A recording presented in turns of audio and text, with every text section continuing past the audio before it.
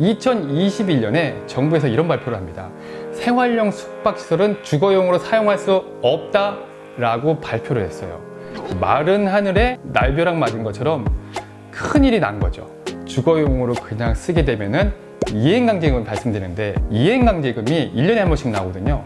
근데 그 금액이 얼마냐면은 시세의 10%입니다. 10%. 이런 상황을 다 알고 여러분들은 생활용 숙박시설을 사시겠습니까? 저 같으면은 안 살 것 같은데요. 이 도시형 생활주택은 지금 현재는 피가 없는 무피이고요. 그러니까 프리미엄이 전혀 없는 상태고요. 심지어는 마피 1억까지 나왔다고 합니다. 마이너스 피죠. 프리미엄이 아니고 마이너스 프리미엄 1억 원입니다. 분양가도 못 받은 상태로도 팔겠다고 내놨다는 거죠. 그래도 안 팔린다는 겁니다. 너무 비싸기 때문에 이걸 살 사람이 지금 없다는 거예요. 다음은 생숙입니다. 생숙은 생활형 숙박시설을 의미하는데요. 숙박시설이라고 하면은 원래 우리가 여행을 가거나 호텔이라든가 리조트를 통해서 사용하는 것이 숙박시설이라고 볼 수 있는데, 이 숙박시설에 생활형이라는 단어가 붙었어요. 숙박시설처럼 구성이 되어 있지만 마치 기존에 생활하듯이 아파트처럼 오피스텔처럼 쓸 수 있다는 게 바로 생활형 숙박시설이고요. 흔히 주변에서 레지던스라고 얘기를 하는 건물들이 있습니다. 이 레지던스가 바로 생활형 숙박시설이라고 보시면 될 것 같아요. 생활형 숙박시설은 여러 가지 특징이 있는데요. 우선 첫 번째로 숙박시설이니까 주거용이 아니라는 겁니다. 주택수로 인정이 되지 않고요. 두 번째로 전입신고가 가능하다는 겁니다. 주택처럼 생활형 숙박시설이다 보니까 생활형인 주택처럼 사용할 수 있는 부분이 또 있는데요. 전입신고를 할 수 있고요. 심지어 내부에는 취사시설까지 있어요. 그래서 세를 놓기가 굉장히 용이합니다. 그러다 보니 시행사나 분양대행사에서 이 부분을 굉장히 적극적으로 홍보를 했고요. 이 내용들이 굉장히 먹혀들었어요. 경쟁률도 제법 높았어요. 뭐 너도 나도 서로 와서 분양을 받았었고요. 프리미엄도 당연히 붙었었죠. 하지만 시장이 지금 역전이 되면서 내용도 좀 달라졌습니다. 최근 아파트 규제는 점점 풀리고 있는데 반해서 생활형 숙박시설에 대한 규제는 정부에서 더 강하게 밀어붙이고 있는데요. 2021년에 정부에서 이런 발표를 합니다. 생활형 숙박시설은 주거용으로 사용할 수 없다라고 발표를 했어요. 이거에 대한 규제를 새로 내놓은 건데요. 분양을 기존에 받았던 분들은 굉장히 황당한 거예요. 마른 하늘에 날벼락 맞은 것처럼 큰일이 난 거죠. 주거용으로 그냥 쓰게 되면은 이행강제금이 발생되는데, 이행강제금이 1년에 한 번씩 나오거든요. 근데 그 금액이 얼마냐면은 시세의 10%입니다. 10%. 5억짜리면은 매년 5천만 원의 이행강제금이 나오는 거고요. 3억이면은 3천만 원이 되는 거예요. 이게 감당이 되겠냐고요. 그래서 너도 나도 지금 난리가 났고요. 정부는 이게 혼란스러울 수 있기 때문에 유예기간을 두는데요. 돌아오는 10월입니다. 돌아오는 10월까지 유예기간을 뒀고, 주거용으로 쓰고 있는 많은 생활형 숙박시설은 용도 변경을 해야 합니다. 용도 변경이 절대 쉽지가 않습니다. 용도 변경을 하려면 첫 번째로 건물에 있는 입주자의 100% 동의를 받아야 되고요. 야, 100% 말이 되나요? 그래도 100% 받았다고 치자고요. 100% 받았어도 지구 단위 계획을 변경을 해야 됩니다. 생활형 숙박시설은 숙박시설이다 보니까 대부분 상업지역에 밀집되어 있거든요. 상업지역에 밀집되어 있는데 이걸 오피스텔로 용도 변경을 하려면은 상업시설을 바꿔야 되거든요. 이때 지구 단위 계획을 변경을 해야 되는데, 지구 단위 계획을 변경하는 사람들은 지자체 단체장입니다. 하지만 단체장들이 용도 변경을 하는데 부담스러울 수밖에 없어요. 왜냐면은 이게 특혜가 될 수 있거든요. 실제로 지금까지 용도 변경을 생숙에서 오피스텔로 한 사례가 한 건도 없어요. 아니면은 용도 변경을 안 하고 그냥 숙박시설로 쓰면 되잖아. 주거용은 난 안 쓸 건데? 라고 할 수 있잖아요. 이것도 어려움이 있어요. 나는 에어비앤비에서 우리 집을 계속 사용하면 되지 라고 생각할 수 있지만, 정부에서는 이것도 규제를 새로 하게 됐는데요. 생활형 숙박시설은 개인 혼자서 에어비앤비를 통한 숙박 업무를 못하도록 되어 있습니다. 관리 주체를 선임을 해야 되고요. 숙박업소를 관리하는 이 업체를 통해서 직접 운영 관리를 해야 되는 문제가 있거든요. 이런 부분 때문에 생활형 숙박시설이 많은 어려움이 있고요. 설사 관리 주체를 선정을 해서 운영사가 진행을 하게 되었다 하더라도 그들에게 수수료를 떼야 되잖아요. 그렇기 때문에 내 수익이 또 줄어드는 겁니다. 결국 기대했던 수익을 가져갈 수 없다는 거죠. 너도 나도 지금 팔겠다고 하고 있지만 실제로 시장에서 사겠다고 하는 사람은 없는 상황이에요.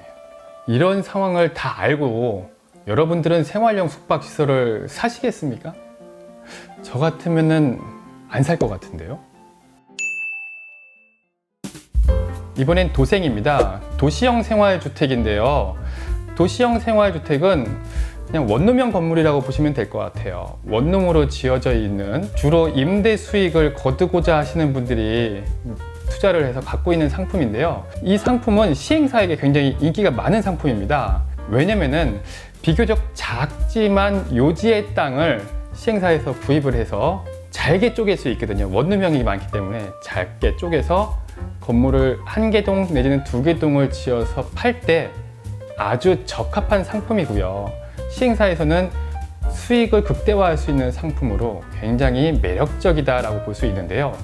이 도시형 생활주택은 최근에 생긴 건 아니거든요. 이명박 정부 때 계속 늘어나는 1인 가구들의 주거를 대체하기 위해서 도시형 생활주택이라는 프로그램을 만들었습니다. 주차 시설도 비교적 적게 0.5대에서 0.6대의 규정을 준수할 수 있고 건물도 좀 더 편하게 지을 수 있도록 제도가 구성이 되어 있고요. 덕분에 시행사에서 2009년 이후부터 계속 꾸준히 공급을 해왔던 상품이거든요. 이게 왜 문제가 됐냐면은 최근에는 최고급 도생이라는, 최고급 원룸이라는 타이틀을 걸고 마치 하이엔드 오피스텔처럼 분양을 시작했다는 게 문제입니다. 부동산 경기가 화랑을 거두면서 땅값이 마찬가지 계속 올라가는데요. 이 비싼 땅에 특히 강남이나 용산 등 굉장히 입지도 좋고 비싼 땅들을 시행사에서 매입을 해서 그곳에 도시형 생활주택을 짓는 겁니다. 이거에 발맞춰서 최고급 도시형 생활주택을 지었다는 게 문제죠. 최고급이라고 해봐야 원룸이잖아요. 이런 최고급이라는 수식어를 달고 높은 분양가를 책정을 했거든요. 자료를 보시면은 도시형 생활주택의 평당 분양가 상위 12사업장이라고 나오는데요. 1위부터 8위까지가 전부 강남에 배치된 도시형 생활주택입니다. 이 도시형 생활주택 중에서도 특히 1위를 보시면은 더샵 반포 리버파크라고 하는 사업장인데요. 서초구 반포동에 위치하고 있고 2개 동을 건물을 짓는데요. 시공사는 포스코 건설이었습니다. 이 포스코 건설에서 지은 도시형 생활주택의 평당 분양가가 7,990만 원입니다. 7,990만 원 하니까 확 와닿지 않을 것 같은데요. 당시에 서초구 반포동에 새로 분양한 원베일리 아파트라고 있었습니다. 3,000세대가 약간 못 미치는 매머드급 아파트였고요. 서초구 반포동이다 보니 굉장히 비싼 아파트였거든요. 이 비싼 아파트도 당시 분양할 때는 5,280만 원 정도밖에 안 됐었어요. 평당 분양가가 2,700만 원이 비싼 원룸을 분양했다는 거죠. 이렇게 비싼 원룸이 있을까요? 두 번째 보이는 루시아 도산 208이라는 도시형 생활주택 분양가를 보시면은 7,900만 원이거든요. 이렇게 비싸게 분양을 해서 얼마나 분양이 됐을까요? 분양은 놀랍게도 정말 잘 됐어요. 다 잘 됐고 경쟁률도 상당히 높았었는데요. 이미 더샵 반포 리버파크는 입주가 완료가 됐고요. 초고가 도색들이 곧 속속 입주를 하게 됩니다. 이들이 제값을 받을 수 있을까요? 두 번째로 분양가가 높았던 강남 논현동에 있는 루시아 도산 208이라는 도시형 생활주택은 어떤지 시장을 한번 확인해 봤는데요. 올 7월 입주를 앞두고 있는데요. 부동산 중개업소를 통해서 인터뷰한 내용이 언론에 나와 있거든요. 부동산 중개업소 사장님은 이렇게 말을 합니다. 분양 당시 경쟁률이 굉장히 높아서 프리미엄이 붙었던 이 도시형 생활주택은 지금 현재는 피가 없는 무피이고요. 그러니까 프리미엄이 전혀 없는 상태고요. 심지어는 마피 1억까지 나왔다고 합니다. 마이너스 피죠. 프리미엄이 아니고 마이너스 프리미엄 1억 원입니다. 분양가도 못 받은 상태로도 팔겠다고 내놨다는 거죠. 그래도 안 팔린다는 겁니다. 너무 비싸기 때문에 이걸 살 사람이 지금 없다는 거예요.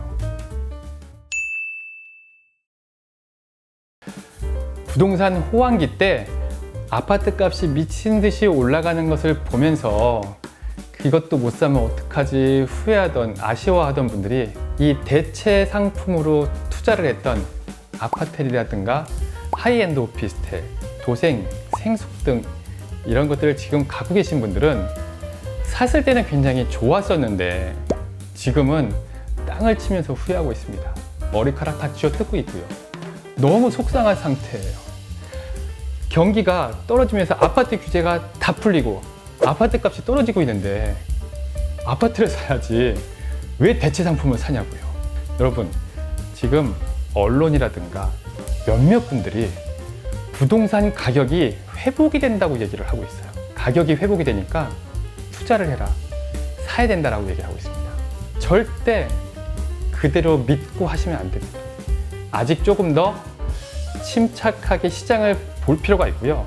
냉정하게, 좀 더 차분하게 기다리셔야 됩니다. 이게 이제 시작이에요. 이제 시작이니 더 천천히 꾸준히 시장을 체크하고 보면서 좋은 물건 나올 때까지 느긋하게 기다리고 천천히 투자하시고 그러면은 정말 좋은 투자가 되지 않을까 싶습니다. 지금까지 알고 보고였습니다. 시청해주신 여러분 정말 감사합니다.